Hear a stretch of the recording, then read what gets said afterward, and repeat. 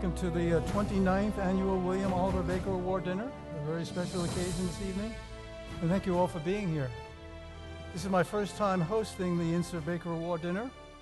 I'm deeply honored to be here in the presence of so many present, past, and future leaders of our community. And thank you for joining us tonight to honor a great American leader. I want to extend a special welcome to our Director of National Intelligence, Jim Clapper. Director Clapper, thank you for being here tonight.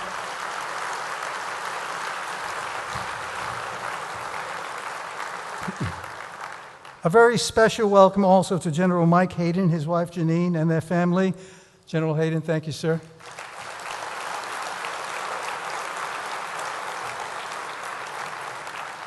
I also want to welcome all of our guests and those who are attending an INSA event for the first time. I hope you find yourself among some old friends and colleagues, and you found some new friends and colleagues, and you see the value of becoming more involved in INSA activities.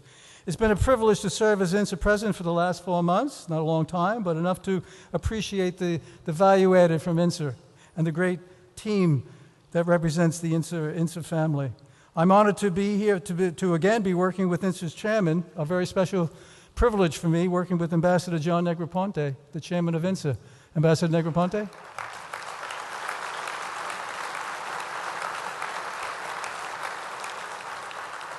We have a great program for the evening and are honored that so many of our colleagues from across the government, industry, and academia have joined us tonight, including over 200 of our public sector colleagues from across government and the military services. To all of you, thank you for your service to our nation.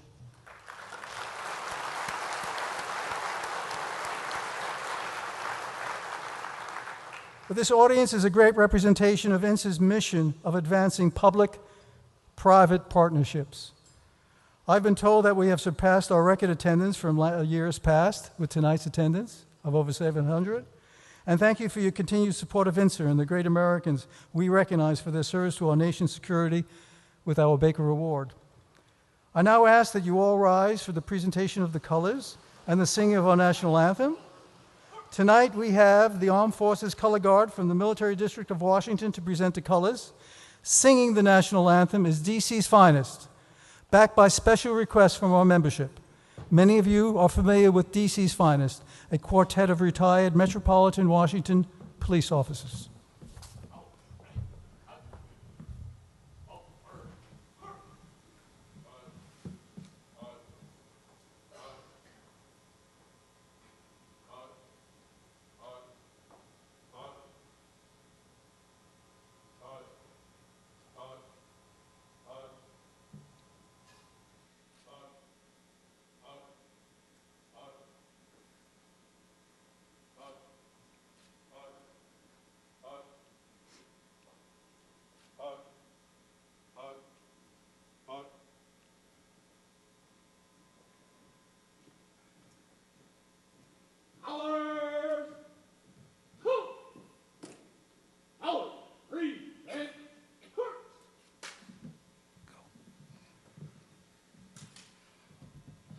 Oh, say, can you see by the dawn's early light what so proudly we hailed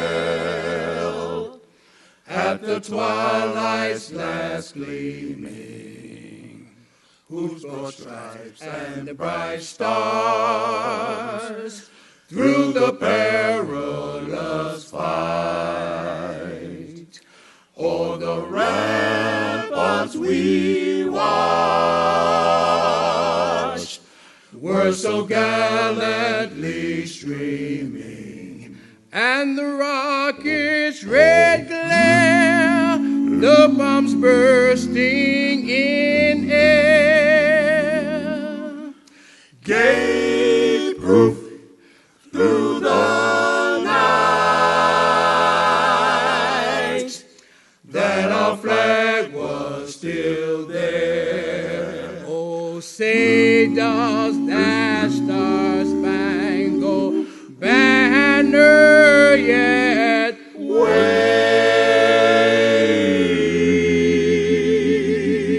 wave o'er the land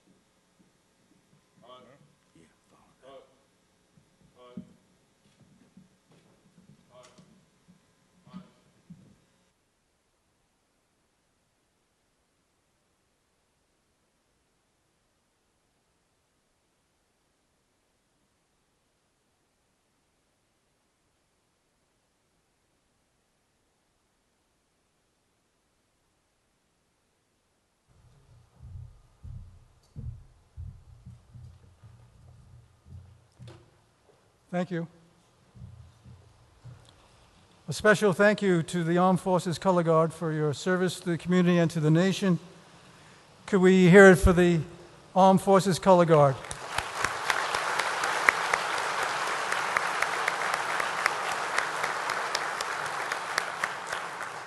I would now like to call to the stage Deacon William Kite for the invocation. Deacon Kite.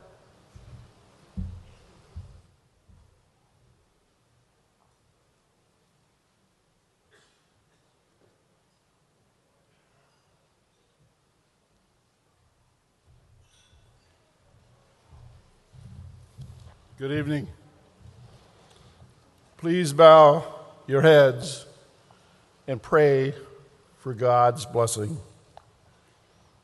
Blessed are you, Almighty Father, who gives us our daily bread. Blessed is your only begotten Son, Jesus, who continually feeds us with the words of life. Blessed is the Holy Spirit who brings us together tonight at these tables of love. Jesus, you gave us a new commandment. Love one another as I have loved you. And in that love, it is in the breaking of the bread that God opened the apostles' eyes to see the real Jesus. So tonight, let us feel the love of God and for one another in the breaking of the bread. And may the peace and blessing of God descend upon us as we receive of his bounty. And may our hearts be filled with love. And as we say, bless us, O Lord, for these thy gifts, which we are about to receive from thy bounty through Christ our Lord. Amen.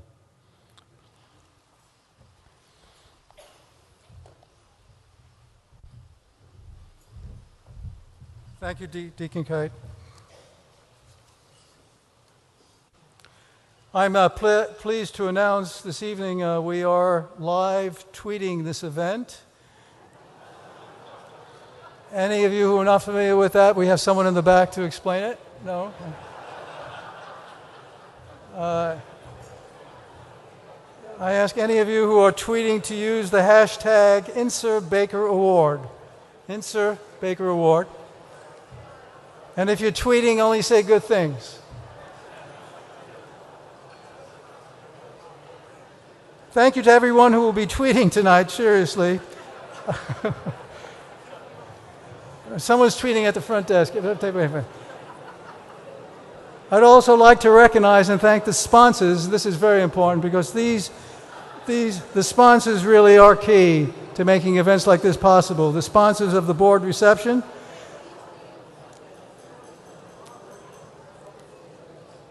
We want to thank, a special thanks for the sponsors of the board reception. A thank you to Advantech and PwC for your generous support. And we thank you for that support.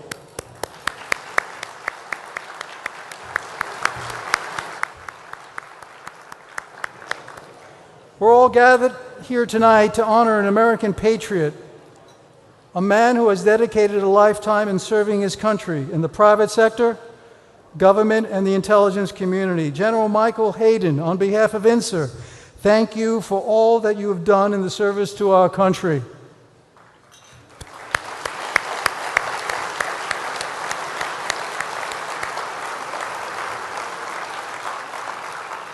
We are so honored that you and your wife, Janine, and your children, Margaret, Michael, and Liam, are here with us tonight to celebrate your contributions to our community and to our nation.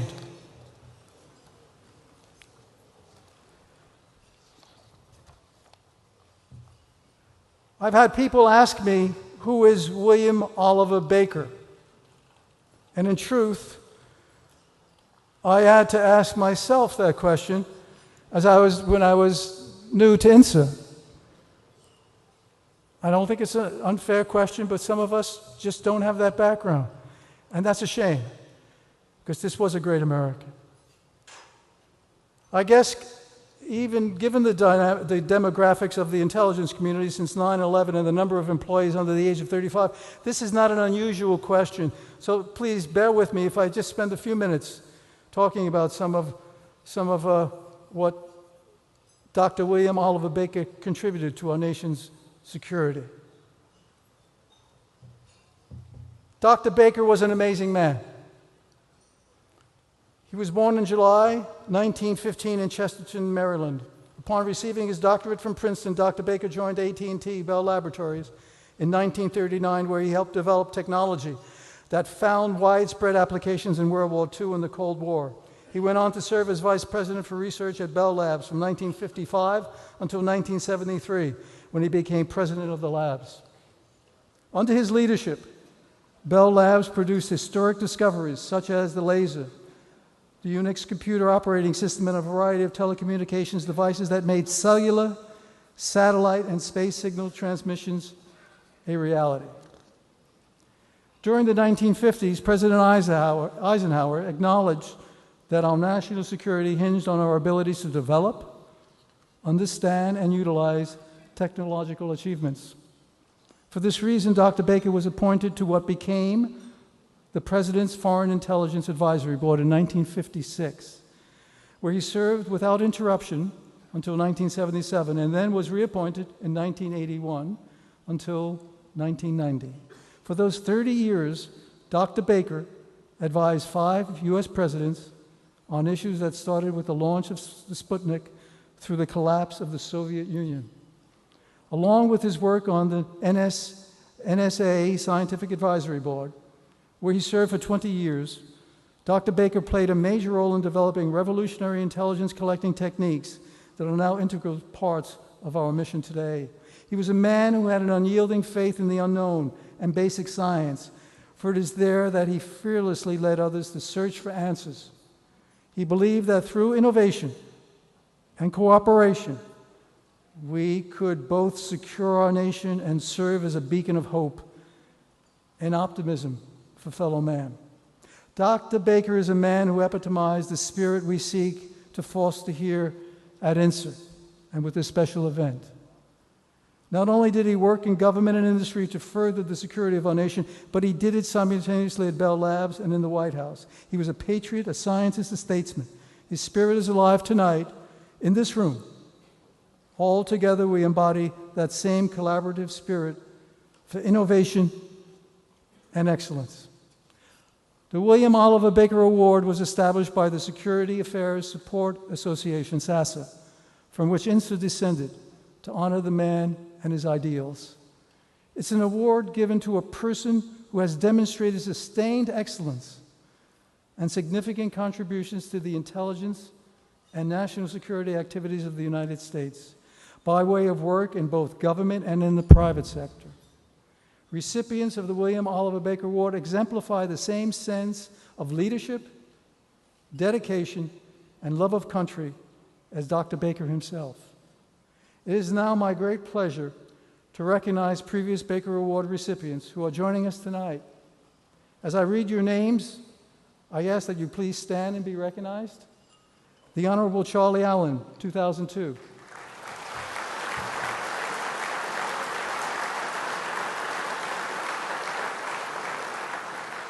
The Honorable Joan Dempsey, 2004.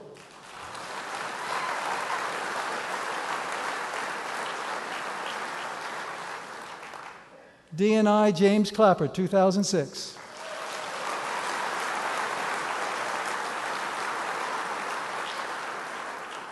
Admiral Bill Studeman, 2007.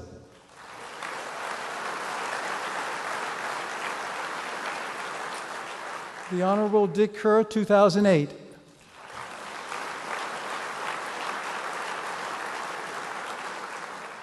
Admiral Mike McConnell, 2011.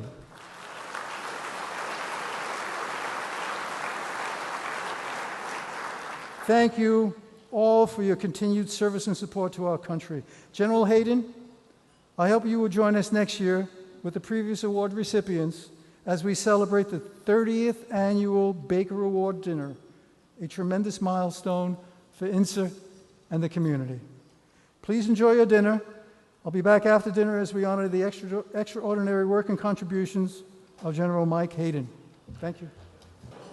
Thank you all. I hope you all enjoyed the dinner, and please continue. I know dessert is being served.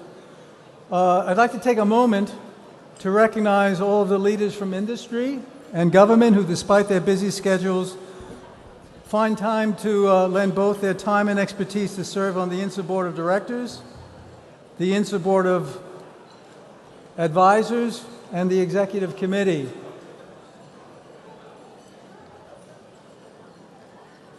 Without the support of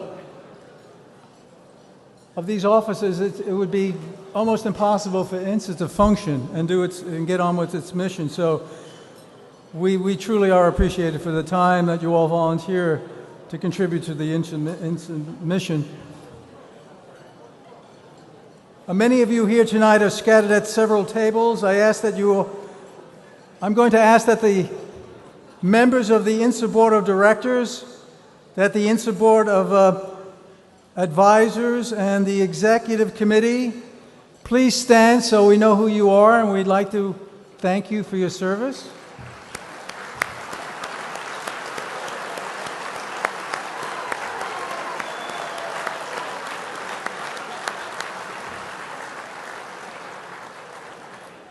Look, let me just say, this evening would not be possible, INSA wouldn't be possible if it wasn't for industry and what industry does to make INSA such a viable and productive organization with a significant amount of value added. So we thank our colleagues from the private sector industry.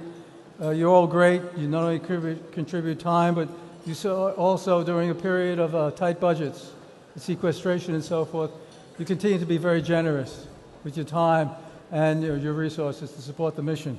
And that's truly appreciated. Let's hear it for the industry.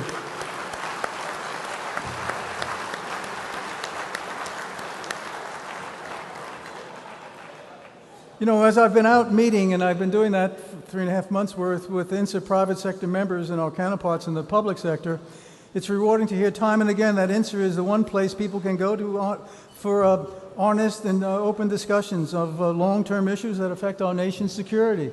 And this is positive, hearing from people saying this is really where the rubber hits the road, and that's gratifying. And most of these discussions happen at the INSA councils and task forces. Many of you contribute to these councils and these task forces.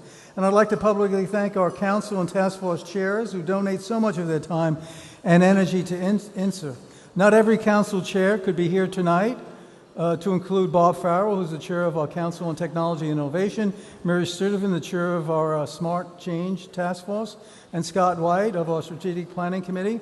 But I'd like to ask the other ones who are here to please stand up. Terry Roberts, the chair of our Cyber Council. Terry?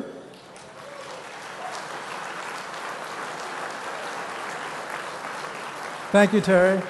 Karen Wagner, our newly named chair of the Homeland Security Intelligence Task Force.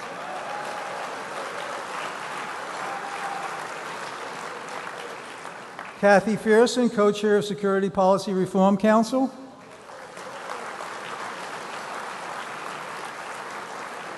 Steve Cambone, chair of our Rebalance Task Force.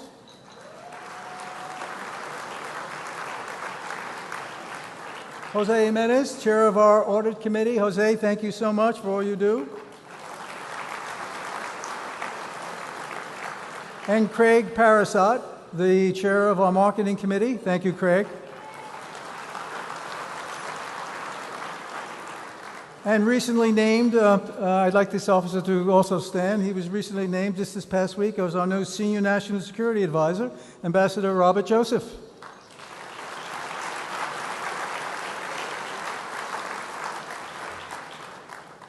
John Jolly has just been a great team member, a very dynamic team member. He recently chaired the nominating committee who recommended General Hayden for tonight's award. So would you all stand and be recognized for your leadership? John?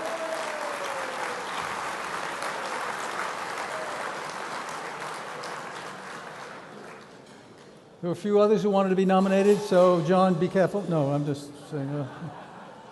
Thank you all for your volunteer leadership, and thank you for your commitment to INSA during the past 12 months. On behalf of the board and professional staff, we are honored to serve your needs and goals in representing the INSA membership. I'd like to briefly mention the INSA Achievement Awards, very briefly. This is a little different. These awards, which we commonly refer to as Baby Bakers, are an annual recognition for 6 mid-level intelligence and national security professionals that have distinguished themselves in their individual fields. These are the folks who we think will be tomorrow's senior leaders, and starting on Monday, you'll be able to nominate an individual for these awards by visiting the INSA website. It's important. These are mid-level officers, and we want to recognize them. We did this last year, and it was very, very successful. So we look to the agencies, our industry colleagues, to nominate individuals, and 6 will be selected for again, the Baby Baker Award. So ladies and gentlemen, please join me in welcoming our chairman, Ambassador John Negroponte, to the podium.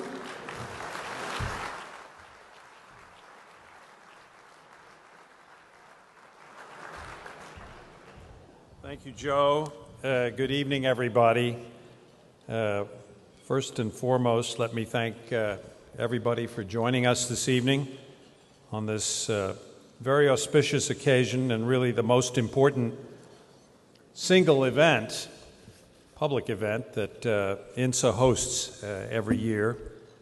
And let me also take the opportunity to thank the membership and the board of INSA for having had the confidence in me to elect me as their chairman, a position which I took over in the month of January of this year, and I'm honored to have this position, and pledge to you that I will fulfill it to the best of my ability.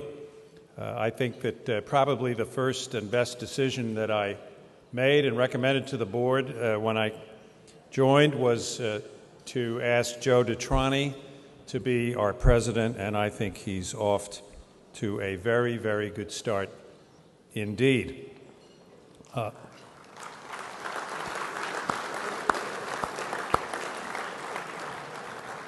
This is truly a very special night. Congratulations, Mike Hayden, on a truly remarkable career, and this great celebration honoring all that you have done in service to our nation. The INSA Board of Directors could not have been more thrilled with your selection as the 29th recipient of the William Oliver Baker Award. And this record turnout for you tonight is a testament to the sacrifice and commitment to our country that you have made. As you all know, among many different instances of Mike serving his country, included his time as my deputy director, principal deputy director of the Office of the Director of National Intelligence when we set up that organization back in 2005. And I don't think that it would have been possible to set it up in the efficient manner that we did without the benefit of Mike's experience and assistance. So I am truly grateful to Mike for the tremendous support that he gave me during that time. And when the vacancy arose in the Central Intelligence Agency shortly into my tenure, I had no hesitancy in recommending to the President that Mike be appointed to be the head of the Central Intelligence Agency, where he acquitted himself magnificently. Having said that, it is my great privilege to introduce my friend and my colleague and the Director of National Intelligence, Jim Clapper, who will present the William Oliver Baker Award to Mike. Director Clapper has done an extraordinary job in a very challenging position as our nation's fourth Director of National Intelligence, a position that he has occupied for some 3 years. We're grateful that Director Clapper has taken the time to be with us tonight, especially since we know that there are a number of distractions. I guess that's the right word, that have been circulating in Washington in the last few days. As a previous recipient of the William Oliver Baker Award and president of SASA, which was INSA's predecessor organization, I'm sure that General Clapper has some unique perspective on the evening and the pride that Mike and his family must be feeling tonight. Director Clapper first served his country as a rifleman in the United States Marine Corps Reserve, and ultimately, I should allow time for a reaction to that. He served his country as a rifleman in the U.S. Marine Corps Reserve.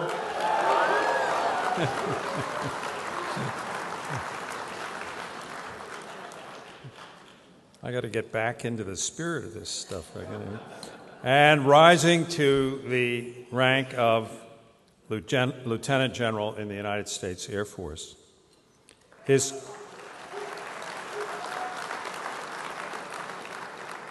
His career also included flying over 70 combat missions in EC-47s over Laos and Cambodia. He was probably doing that about the same time I was serving in the embassy in Saigon, Vietnam, back in the 1960s, and serving as director of the DIA, also director of the NGA, Undersecretary of Intelligence in the Defense Department, and countless other senior-level positions. I can think of no one more qualified to be leading our intelligence community during these times of strategic shift and change.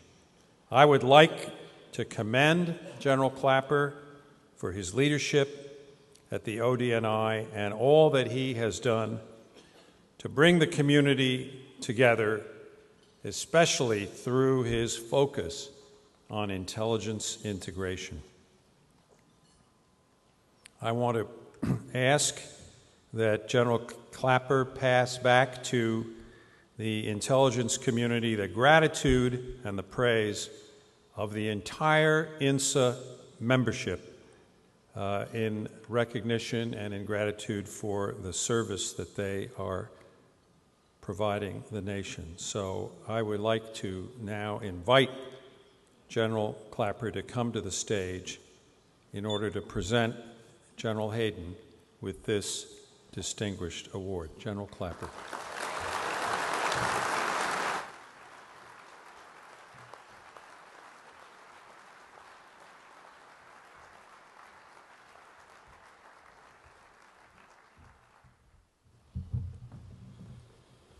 Well, thanks very much, John, for that very gracious introduction. I particularly appreciate the reference to ancient history in my Marine Corps time. So, good evening to all. First, when I arrived tonight, I had a number of people come up to me and expressing surprise that I showed up. And I have been a little busy lately. So many emails to read, so little time.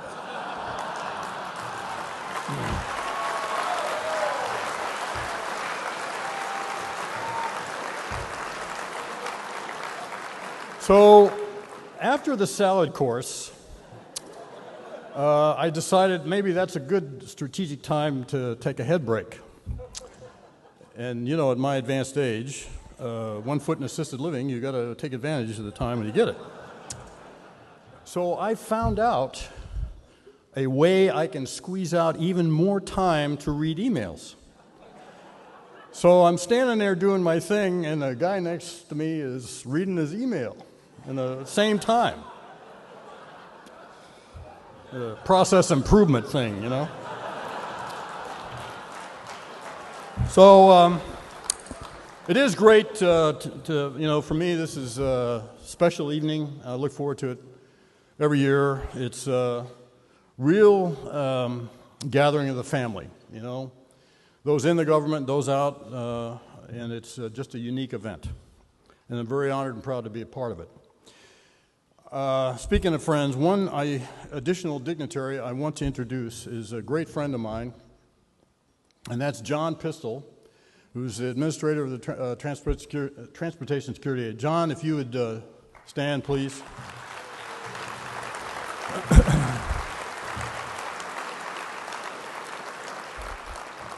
John and I got to do the Fort Hood investigation.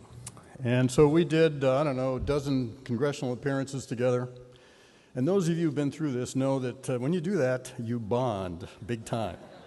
So John and I bonded. So I have gotten a lot of expressions of support from people. And tonight I had a couple of notes given to me in sealed envelopes. So I leaned over to John, and I said, "Hey, John, can I borrow your pocket knife?"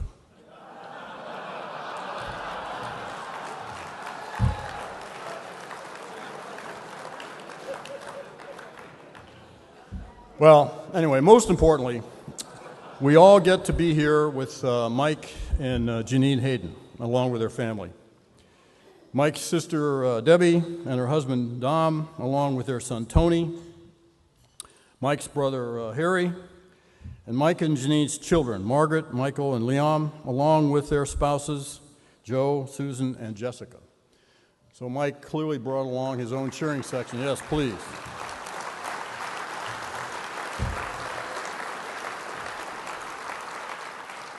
First, a little housekeeping. I've asked INSA's interns to pass out a classified document to each of you. And I'd ask you to please keep it face down until I give you a cue at the end of my remarks. We are awaiting a declassification order. So thanks for complying and no peeking. And like, who am I kidding? This is going to leak at the speed of light. So on a serious note, before I really get started, I'd like to very briefly address the elephant in the room. And I hate to take any time away from this richly deserved tribute to my friend Mike Hayden, but I know that he of all people in this room will understand. The unauthorized disclosures about two important intelligence programs that made the news this week were reprehensible and egregious. And as the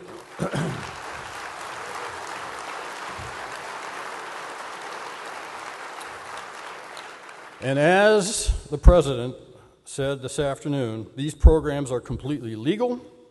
They were authorized and reauthorized by Congress after extensive briefings and debate.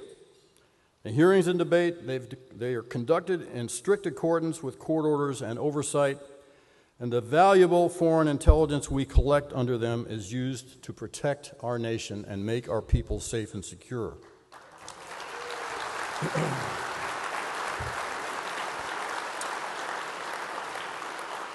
So I'll be talking more about this in the very near future, but not tonight. Now a few words about INSA. It was one of the great honors of my life to serve as president of SASA, the predecessor, about 12 or so years ago. And I'm so pleased to see Ambassador Joe Detrani and Ambassador John Negroponte, who are friends and colleagues, as the current president and chairman of the board. And INSA could not be in more capable hands. And of course, this was a record-breaking crowd tonight. And Mike, you know, it really doesn't matter what I say or what's on that citation. The presence of so many people is testament enough to your tremendous life of achievement.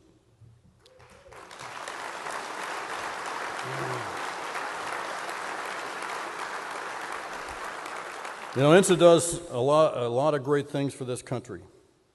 And that includes our singular task tonight, truly honoring the long and very accomplished public service of one deserving person from within the intelligence community. Tonight, the entire intelligence enterprise, which includes the private sector and academia, all pay tribute to General Mike Hayden for his superb contributions to intelligence and national security. And by the way, I do need to thank the corporate supporters here. I think this is remarkable in this age of sequestration and budget austerity that you continue to see this alliance as important enough to support it. Now, if you're surprised that Mike hasn't already received the Baker Award, it turns out that this was my fault. There was a mix-up in the vote a few years ago when we were both in the identical category. This is a very small category. Bald-headed Air Force guys who've been in charge of a couple of three-letter intel agencies. That's a fairly small group, as in two. Since Mike was apparently out of town at a Steelers game that night, he missed out. So he's had to wait a few years until that category opened up again, which it did tonight. But to be sure, there is no one more deserving of this award than Mike Hayden. Now, I thought you've got the official bio and the great selection of pictures that I'm sure Janine conspired to find. But I thought a little bit about Mike that you may not know. Appropriately enough, he was born on St. Patty's Day in a blue-collar family in Pittsburgh. His grandfather on his mother's side, Michael Murray, was good friends with Art Rooney, the chief and founder of the Steelers. Together, they ran the Pennsylvania lottery in the days before it was legal.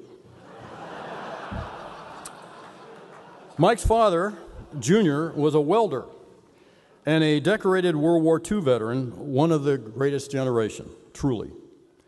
And he's still going strong, although unfortunately he couldn't be with us tonight. But I know he has to be bursting with pride. Mike grew up as a multi-sport athlete. He even played quarterback on a junior high football team for Art Rooney's son, Dan, who's now the chairman of the Black and Gold and who was recently our ambassador to Ireland.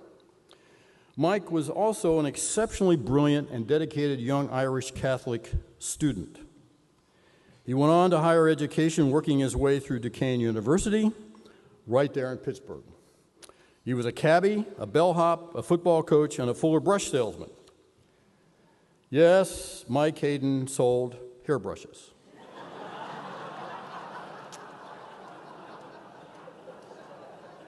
Believe it or not.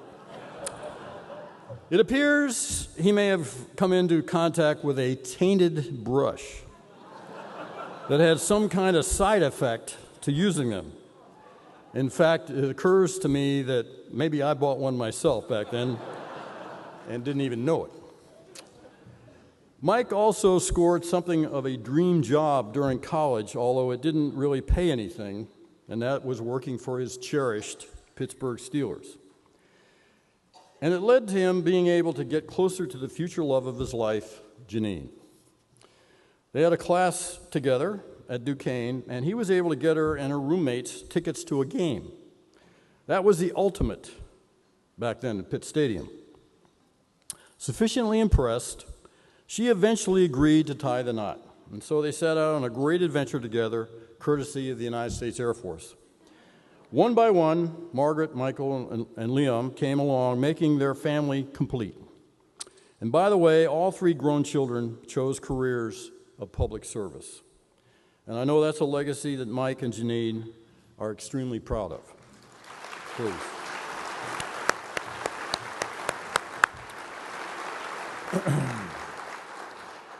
Now, along the way, Mike served mostly in intelligence jobs.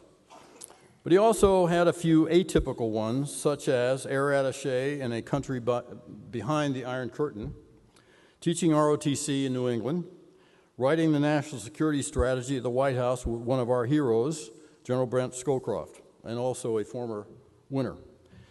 And being Deputy Chief of Staff for United Nations Command U.S. Forces Korea, not Chief of Staff for Intelligence, which is the job I had, but for the entire command. That's very unusual for someone in intelligence, but clearly Mike had been marked as someone who could excel anywhere he was placed, and he did. I've known Mike personally for more than 20 years. When I was at DIA, and this is where I like to take a little credit for Mike's subsequent success, I recommended him for the J2 of the U.S. UCOM, and the rest was history. And I'm told he returned the favor years later and recommended me for USDI. I'm not sure that was even deal. And although I'm not sure we're even, since my recommendation helped get him to Stuttgart, and he landed me at the Pentagon. His suggestion came a few years after we had what turned out to be kind of an infamous lunch at the Pentagon.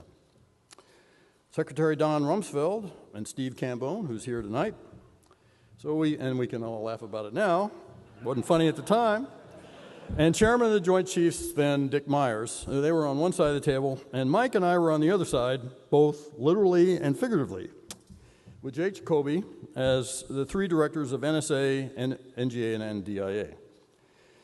So our side, mostly Mike and me, floated a few ideas that were deemed, how should I put this, not lunch-worthy by the Secretary. I'll leave it at that. Except to say that I was probably way too blunt with all the subtlety, typically, of me, all the subtlety of a freight train, whereas Mike's suggestions were a little more nuanced, so much more tactful and diplomatic, something that had something in it about the Founding Fathers and enumerated powers, and of course, I didn't do that. Mike's always had such a way with words. Anyway, he ended up finishing a full 6 years as director of NSA, where my 5-year stint at NGA was, how do I put it, prematurely terminated. That's all right, all's well that ends well. And all to say, Mike did a phenomenal job as Dernza. And it was not an easy place, absolutely. Obviously, not an easy place to be in the wake of 9/11. And we were lucky, we were fortunate as a nation to have him there, because he's someone who puts the nation's interests far, far above his own. He was sometimes unfairly criticized in the press, and I can relate to that. And I like to say right now that Mike Hayden is the straightest arrow there is. He's the kind of guy whose idea of a good time while TDY in a foreign country was to go to church and listen to the Mass in a different language. I'm serious. Mike consulted lawyers on every aspect of his job. He did things the right way and only the right way. So when you look up ethical in the dictionary, there's a picture of Mike Hayden with chalk dust on his cleats, and I'll come back to that later. Let me explain that. Mike is the master of the sports metaphor. He peppers all his talks with football analogies. For example, when he explains the nexus of what intelligence officers can do, he says it falls within the area that's simultaneously lawful, operationally relevant, and technologically possible. That overlapping area he refers to as the sweet spot, which actually exists in a lot of sports. Then later, Mike said he discovered a fourth area, politically sustainable. That's a different story.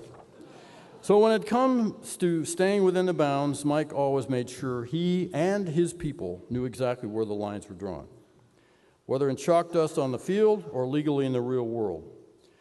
Mike cherishes the lives and safety of our troops and our nation, and he did anything and everything he could legally to protect American citizens. He played aggressively right up to the line. He always stayed in bounds, always. But he never felt like he was pushing himself enough or giving it his all unless his cleats came right down on that chalk dust. I also always admired his stellar relations with Congress, at NSA, then later at ODNI, and then when he served as director of CIA. His eloquence that we've all come to know and respect and marvel at, and expertise helped achieve a much fuller sharing of information and allowed for some great decisions to be made. Whoever listened to Mike always got it and respected him immensely.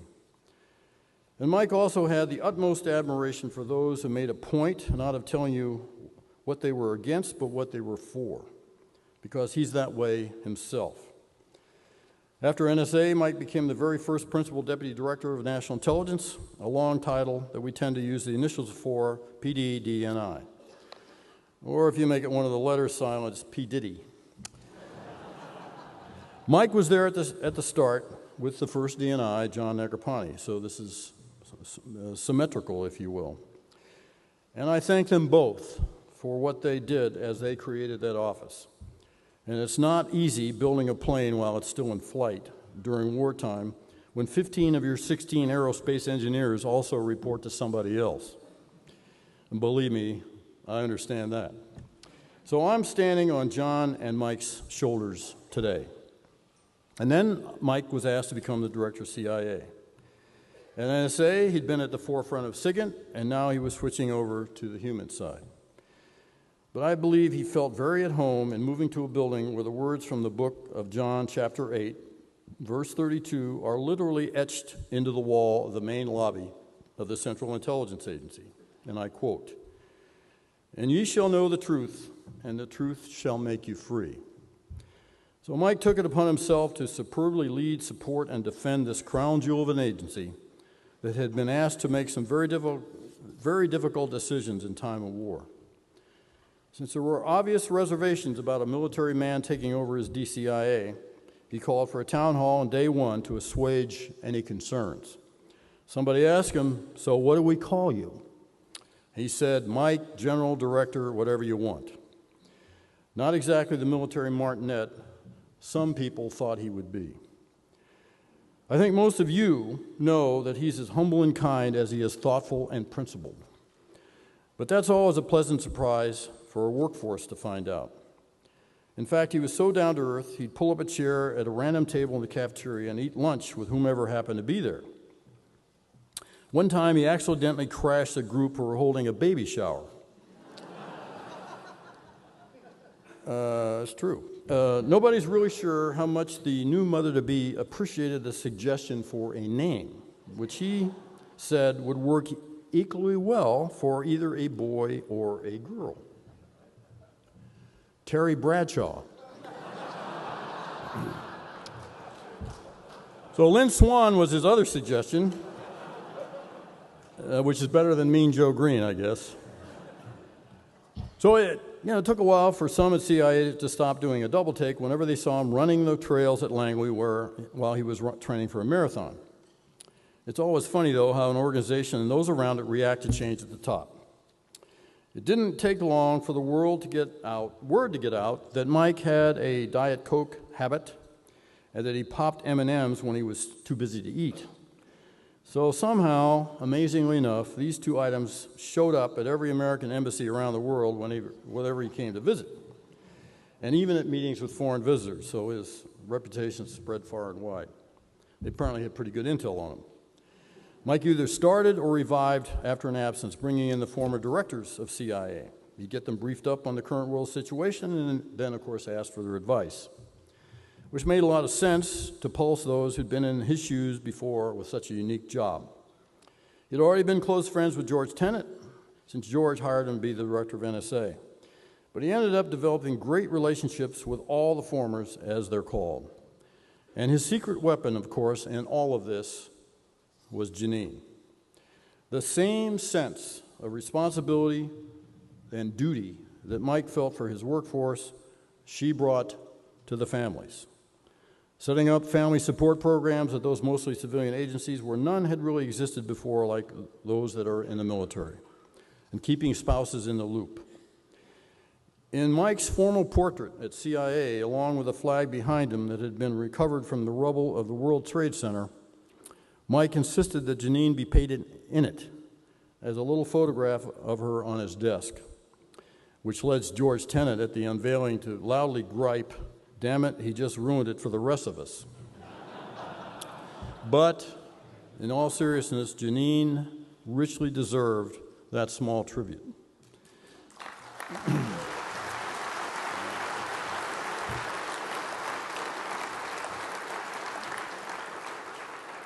Now, usually she was able to go on official overseas travel with Mike, where she met with the spouses of employees stationed at those locations. She always brought back the concerns and issues for headquarters to resolve. But on one memorable visit in Sarajevo, their plane hit a goose on the runway, which knocked out an engine. They came to a screeching halt instead of going wheels up right at the end of the runway. And the story is that Janine was almost decapitated by a bowl of fruit. It went whizzing by her head, splattering everywhere.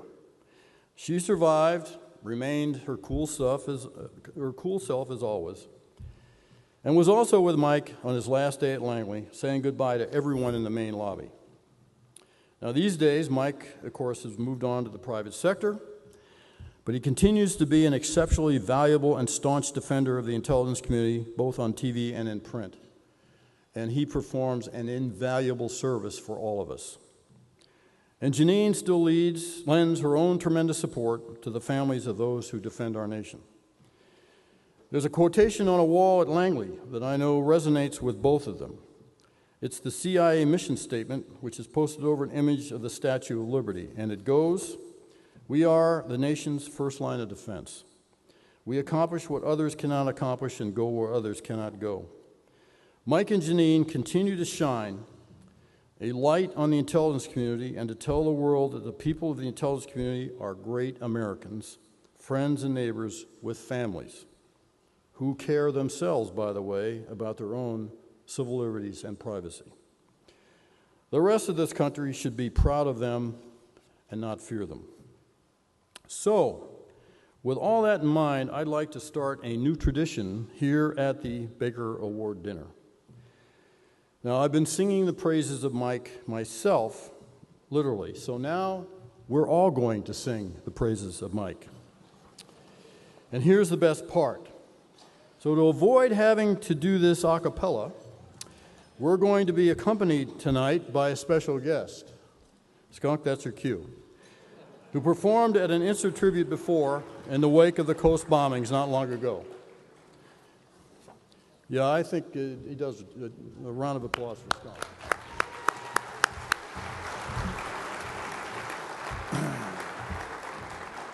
The legendary musician who helped us so much with Charlie Allen and Dan Aykroyd for the CI Officers Memorial. So, Skunk, we're so pleased to have you here, and I am pleased, I'm relieved that you're here to help me with this. So, please put your hands together, big time, for rock and roll's ambassador to the U.S. National Security, or National Security's ambassador to rock. He wears either hat equally well. And thank him, as you will when we're done, for keeping us more or less in tune. So now, if you can, please stand up so we can all give Mike a gift that costs virtually nothing but really comes from the heart.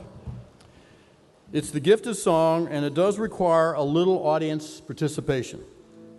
And on the screen, you'll see some lyrics pop up, and hopefully you've got at least a copy at each of your tables. And so now they're officially declassified. You'll see some of the syllables are in bold, and that's where the beat falls, so try to put the stress there. You already know the tunes. You know, we had the Joint Service Color Guard, and weren't they great? And now we're going to have a Joint Service Medley. It's actually 4 very short tunes, all combined. The 4 service songs, so we're going to be singing the Joint Service Medley, which makes sense considering all of Mike's joint time. So we'll begin with, guess what, the Marines hymn, which you may know as From the Halls of Montezuma. Then the Army song, sometimes known as The Army Goes Rolling Along. Then Anchors Aweigh, and we'll finish with, I think appropriately, the Air Force song, Off We Go in the Wild Blue Yonder. So here's the catch. We have, of course, as you can see, changed the lyrics. So instead, they're about Mike. So without further ado, Skunk will count us in for the first song. Skunk? We'll give you the key, of course. Everybody good for that? Got it. You got that? Yeah. Check it. All right. From the, what's the Marine Corps. That's... 1, 2, 3. Anytime you're ready, Bob. You got to play the Marine hymn, though. Oh, you want the melody? Yeah, I think that would work best for me. That's it. That's what we need. Start that over again. Got it? Okay. Ready? Do that. There came a welder's son who would don the Air Force blue. In Nebraska, Guam, and Alabama, then Vermont and D.C. too. Texas, Maryland, Bulgaria,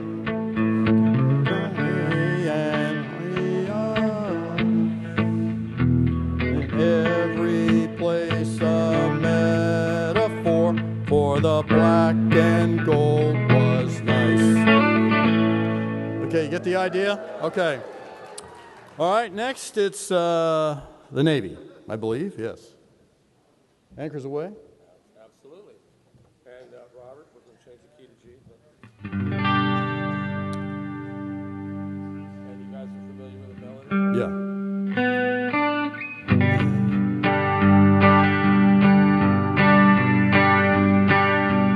Anchors away. He went and did great feats. Mike kept it legal, but with chalk dust on his cleats. You're doing better than I am. Did he for a spell help make us share? He was the engineer who built a brand new plane while in midair. Okay, we're half done. All right, the Army song? Army song. So that's the melody. That's right. You got it. 1, 2, 3. If you like, call me Mike. Were his words that stopped the strike. He calmed fears in DCIA. Through his plane, caused some pain, turned a goose into a stain, and his wife, they had a bad day. And I take this seat, hello, what's good to eat? Really, you're pregnant, much congrats. And his personal scene with a very small Janine, but the formers all feeling like rats. Okay, the grand crescendo, the Air Force song. Off we go. This is in your key? Yeah, my key. The key of off. Okay? Hard method. Let's see. Off we went into the private sector, but at least stayed in D.C. We're in luck. He's still an advocate for all of us, you and me, on TV and in the op-ed column, calling out foolhardy bunk. He's much adored, and his big award is perfect because we're all jamming with skunk.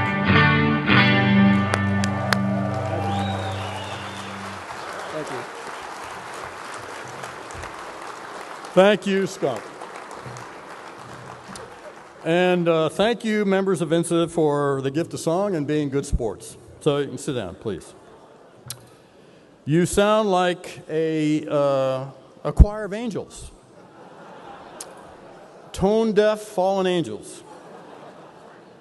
So it's my great privilege now to continue a tradition here at the Baker Dinner that began last year.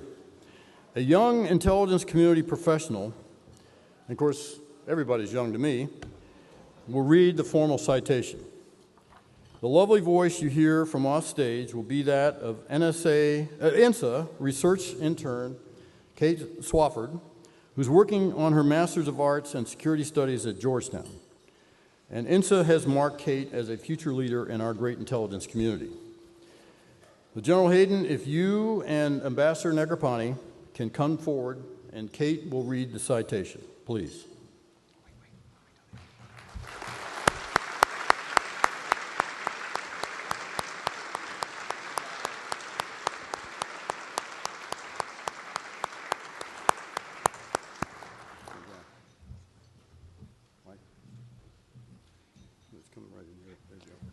To all present, with highest esteem and profound admiration, the Intelligence and National Security Alliance is proud to honor General Michael V. Hayden as the 29th recipient of the William Oliver Baker Medal of Achievement in recognition of his outstanding record of distinguished service and extraordinary contributions to the defense of the United States and to the intelligence community while serving in a variety of positions in the United States Air Force, the Director of the National Security Agency, the first Principal Deputy Director of National Intelligence, and as the Director of the Central Intelligence Agency.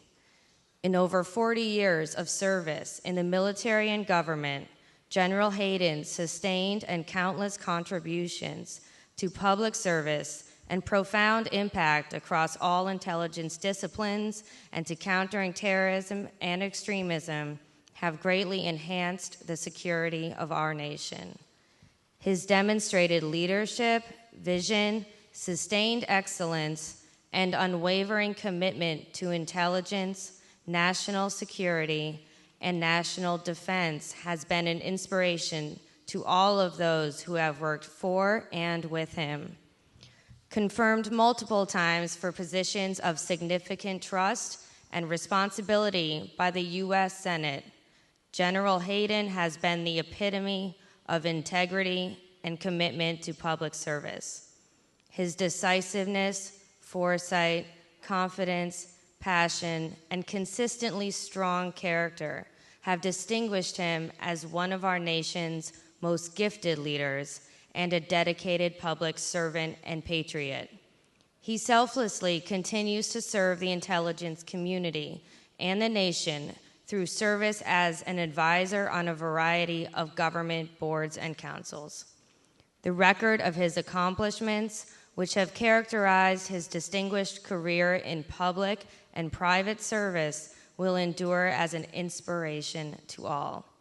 He richly deserves this highest tribute in recognition of his lifetime of extraordinary contributions in intelligence and national security affairs in service to our nation. Given by my hand this day of June 7th, 2013, in Washington, D.C., INSA Chairman, Ambassador John Negroponte. Thank you.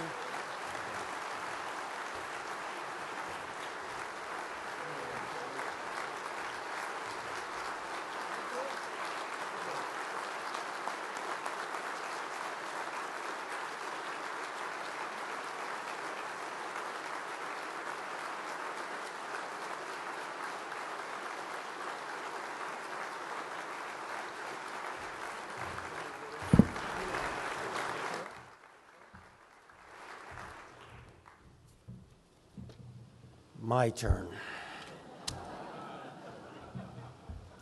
Jim, thanks. Your kind words were really overly generous. And actually, Jim, I've had a great day today, and your comments made it even better. Let me tell you why today was a great day. I woke up this morning about 6:15, which gives me 90 minutes more sleep than Jim would ever hope for. Okay. Rain was beating against the windows in our bedroom. The wind was blowing.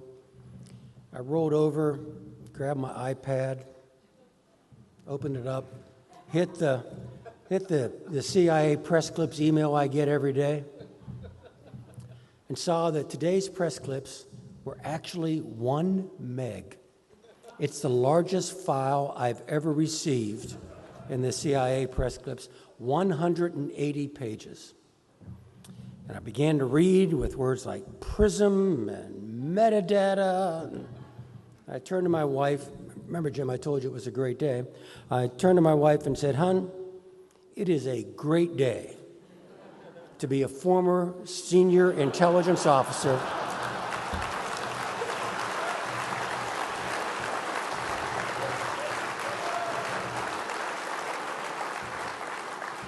Jim mentioned that this is family. And he and I didn't do any synchronizing, but we've been friends for a long time, and I think now and again we have parallel thoughts. in my words here, say this is family here. It's military and civilian, active and retired, blue badge, green badge. We're just all here together. And I must admit, I have never been in a room this large where I think I know so many people. All right, so it's been a wonderful evening. In my second life, I get a chance to talk to groups this large, but not with this background. And one of the things I try to introduce them to is, what is it we do?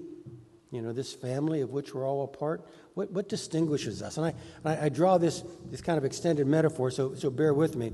I say that, you know, intelligence has got to meet policy. I'm looking at Robert here, who does this every day. Intelligence has to inform policy. So you've got to get into the same room, and the room can be a tent at the battalion or a squadron ready room at a wing in the Air Force, or, you know, could be an oval-shaped room downtown. But intel has got to inform policy. But intel comes in through a different door than the policymaker. I mean, we are anchored in a different approach. And I tell public audiences that the intel guy comes into the room largely fact-based, and the person he's going to talk to is largely vision-based. You know, the intel guy is the world as it is. The policymaker here is the world as we want it to be. I know Jim mentioned my education at Duquesne. I've had enough philosophy courses to know the difference between inductive and deductive reasoning. All of us, we're inductive. We swim in a sea of facts, and we try to draw generalized trends and conclusions. This guy over here, inherently deductive. He or she is trying to apply their first principles, you know, the ones that got them elected, to a specific situation. You know, we're going from the specific to the general. They're going from the general to the specific. We're fact-based. They're vision-based. World as it is. World as we want it to be. One more difference. We are, as you well know, inherently pessimistic. Okay? Bob Gates has a wonderful description. You know, former SecDef, but for our audience, former DCI. He says when a CIA analyst stops to smell the flowers, he looks around for the hearse. Okay? But the fellow over here is inherently optimistic. Otherwise, he would not have interviewed for the job. And so the trick of our profession is to be true to all that. Fact-based, inductive, world as it is, pessimistic, and yet still get into the head of the fellow over here whose day you are making worse with every sentence you utter in the morning meeting. And let me congratulate all of you, because we have had two incredibly different presidents. The 43rd, the one I served, and the 44th, the one that Jim is currently serving. Incredibly different presidents who have exhibited an incredible continuity when it comes to facing the problems this nation faces. And that's a measure of the success of the fact-based guys coming into the room and remaining true to what it is that allows them to get into the room in the first place. Now, as Jim will verify, that dynamic I just described for you is not always deeply appreciated. Not deeply appreciated, I think, by what I would call political elites for the purposes of this evening's discussion. I'm often fond of saying that if the New York Times had been at the Sea of Galilee when the Savior walked across the lake to greet St. Peter, the headline the next morning would be, "Nazarene Can't Swim," okay?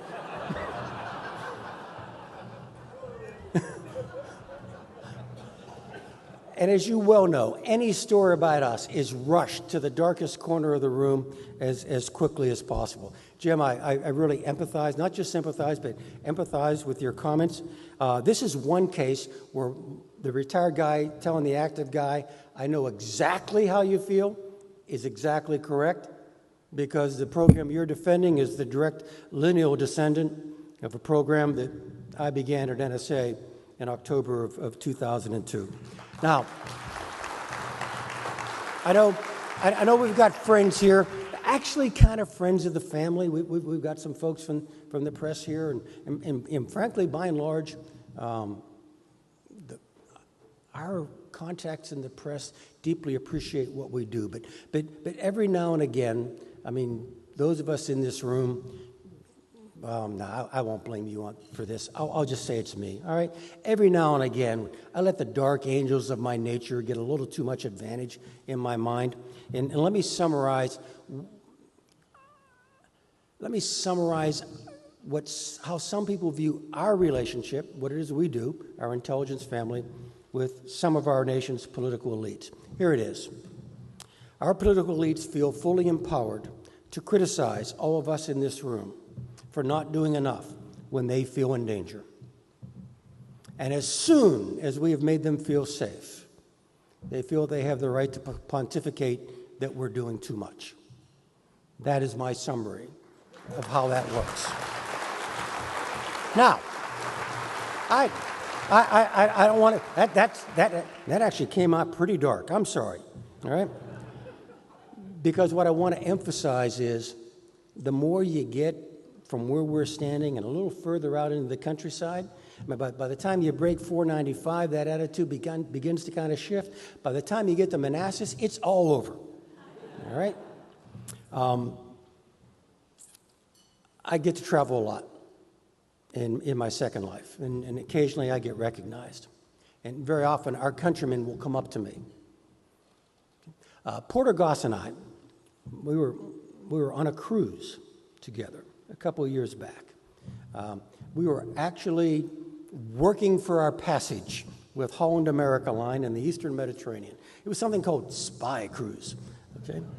So I'm not the first member of my family to work for his passage across the Atlantic, all right? Okay. And it was fun, and we had a good time, but we actually had a couple of reporters. There was a BBC reporter there, Tom Mangold. He's actually quite a good reporter.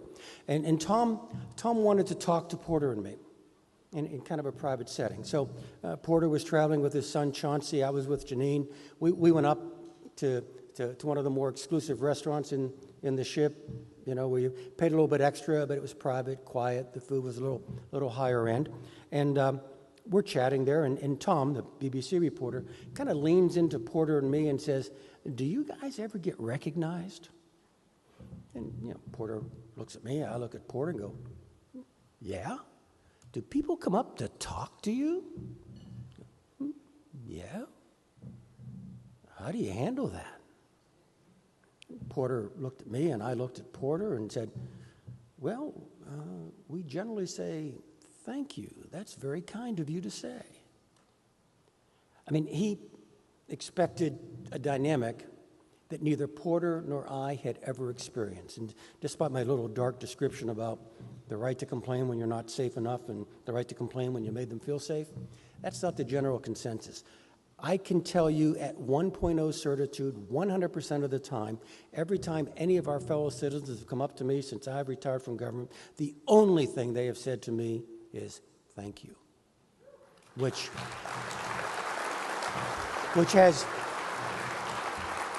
has very little to do with me and everything to do with us in this family.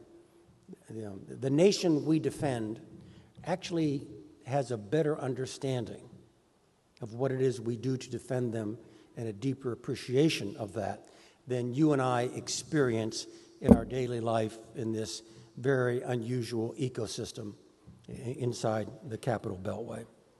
Jim mentioned my family's here, and I want to personally point out that I'm delighted that Margaret, Michael, and Liam, our children, and their spouses, Joe and Susan and Jessica, are here. My brother's Harry is here with his guest Ethan, my sister Debbie, and her husband, Dr. Dominic Macedonia, and then their son, our nephew, Lieutenant Tony Macedonia, Navy flight surgeon. Where are you, Tony?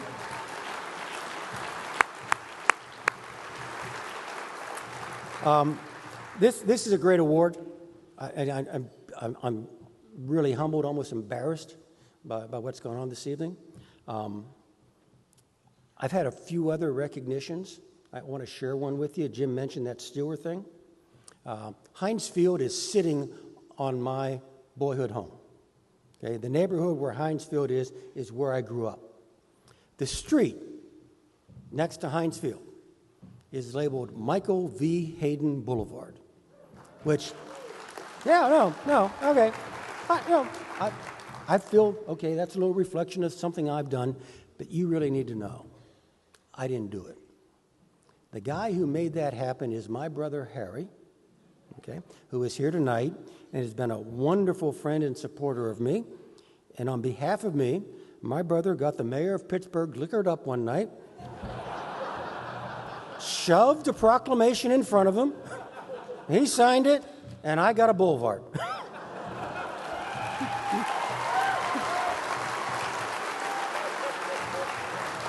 Now, don't overreact. It's not that big a deal, because as soon as Harry told me, I said, can I park there on game days? And the answer was no. As Jim has already suggested, a very important part of my life, and so essential a part that it doesn't happen without her, is my wife, Janine. We were...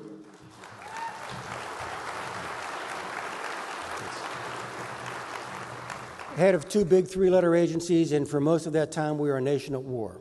And although NSA kind of did it a little bit better than CIA, neither of those three-letter agencies were as quite as expeditionary in their heritage as the demands of war required them to be.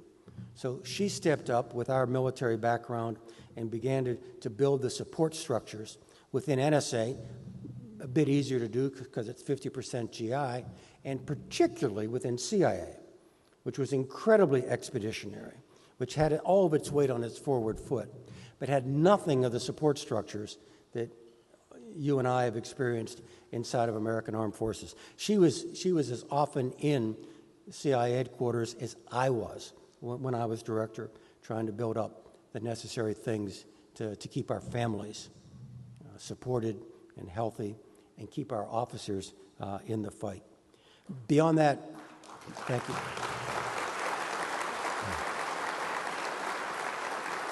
you.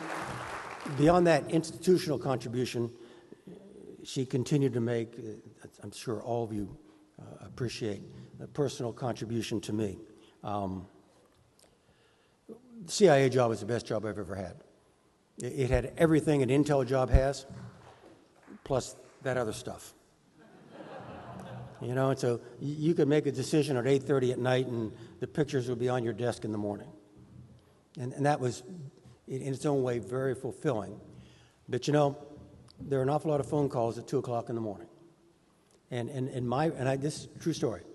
Okay, no hyperbole, no kind of making it up as you look back. This is what really happened. When that phone would ring at 2 or 3 or 4 in the morning, it was clear to me who was calling. And I would quietly say to myself, Hayden, pay attention, think it through. Whatever you decide, you're going to live with for the rest of your life. Now, that's not a call to timidity, because you be timid too many times, you're going to live with something really bad for the rest of your life, if you know what I mean. And so, again, I really said that as I was reaching for the phone. Whatever you decide, you're going to live with for the rest of your life. It was incredibly comforting to know that whatever I decided, and I then hung up the phone, I could then go back into the bed and put my arm around a human being who gave me her unconditional love, no matter what decision I made.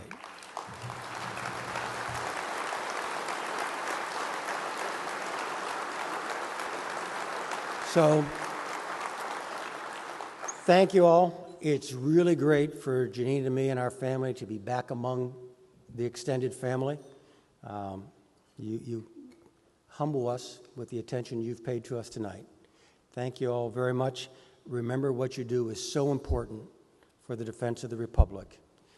By keeping us safe, you guarantee that we will remain free. And not enough of our countrymen understand that dynamic. Thank you.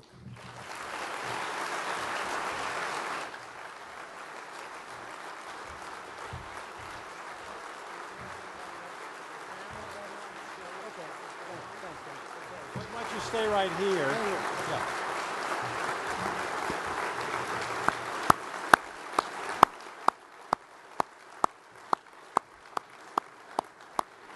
Please take a seat for a moment. Mike, those were magnificent words, really an inspiration. I would ask if Mike's family could please join us up on the stage, and General Clapper as well, for some pictures, and Joe Detrani. I would really welcome that. And this will end our program. I hope everybody enjoyed it, and thank you again for coming this evening to support INSA and to honor this great American, Mike Hayden. Thank you, everybody, and good night.